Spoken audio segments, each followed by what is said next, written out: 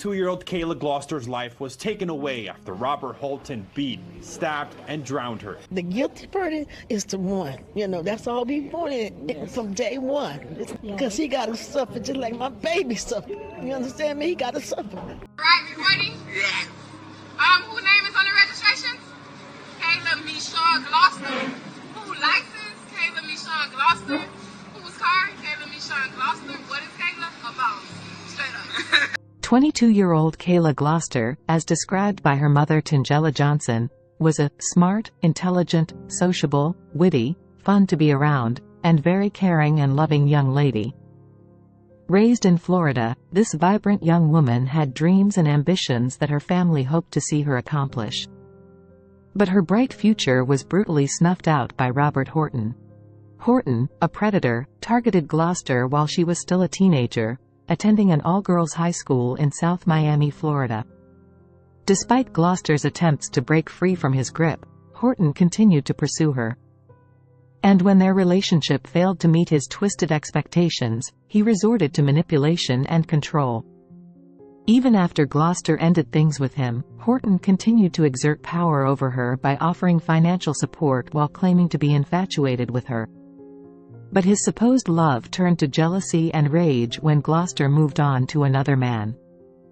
Unable to handle rejection, Horton lashed out in a fit of violence, ultimately robbing Gloucester of her life. Kayla's final moments on this earth were spent fighting for her life as Robert beat, strangled, and drowned her in a toilet. Gloucester's tragic demise serves as a stark reminder of the dangers of toxic masculinity and abusive relationships. Welcome to the American Crime, Femicide channel. Please like, subscribe, share, and hit the notification bell for future uploads. In late 2013, Horton reached his breaking point with Kayla's manipulation. But his frustration quickly escalated to sheer madness when he discovered Gloucester had a boyfriend while still using him for financial support. Fueled by rage, in November of 2013, he showed up at Kayla's house as if everything was normal, only to unleash his wrath on the 22-year-old woman. After pretending like nothing was wrong, he engaged in sex with her before brutally attacking her.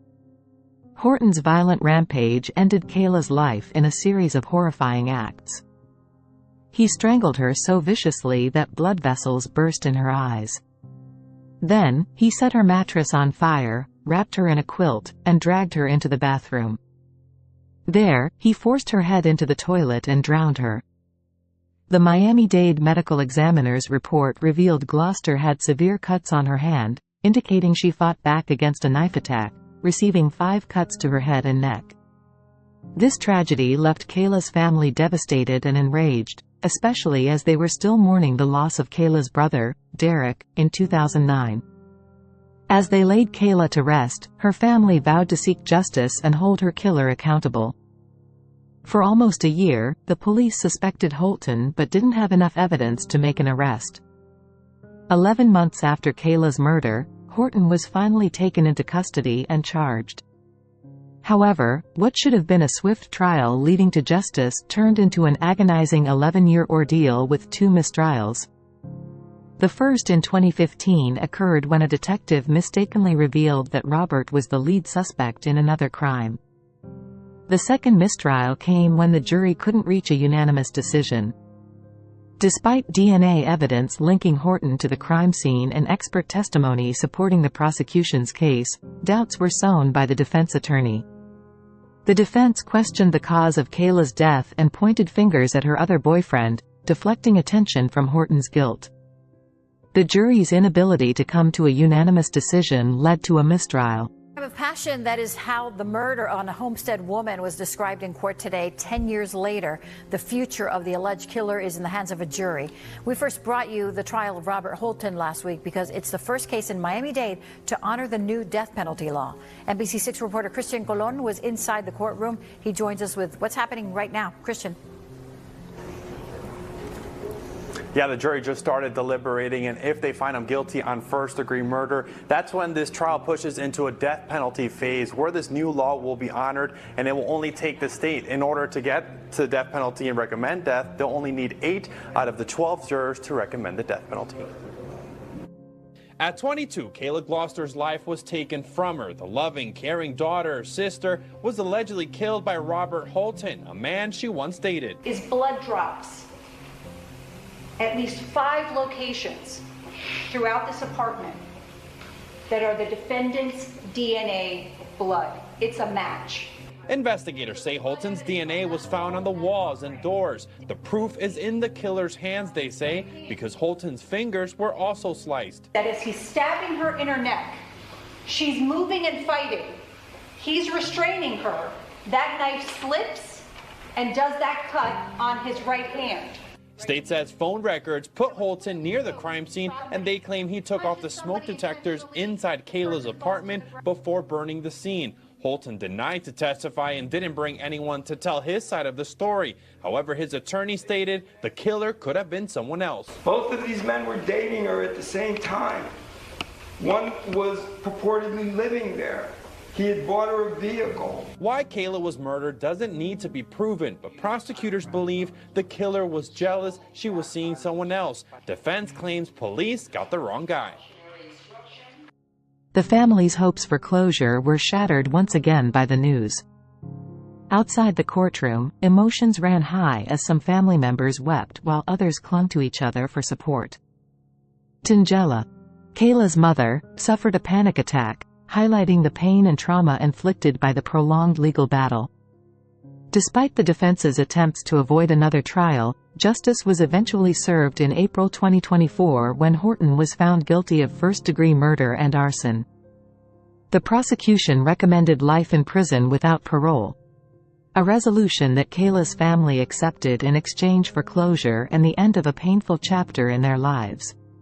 A third attempt to convict a man responsible for killing a 22-year-old woman from Homestead back in 2013. Yeah, her killer has been on trial for the past several weeks, but today jurors had the responsibility to recommend whether he should spend the rest of his life behind bars or be sentenced to death. NBC6 reporter Christian Colon joins us with the decision jurors reached. 22-year-old Kayla Gloster's life was taken away after Robert Horton beat, stabbed, and drowned her. After finding him guilty of murder and arson last week, jurors recommended life in prison. We, the jury, find defendant Robert Horton should be sentenced to life in prison without the possibility of parole. Holton excited after jurors spared his life. The victim's family feeling bittersweet, saying justice was served. Justice was served. Today was a win-win. I didn't really have a preference of what it was, the life or death. I'm satisfied. The big victory was guilty. Despite state attorneys hoping for a death sentence, the Gloucesters wanting Holton to suffer in prison. The guilty verdict is the one. That's all we wanted from day one. It's not the death, not death, no. Because he got to suffer just like my baby suffered. You understand me? He got to suffer.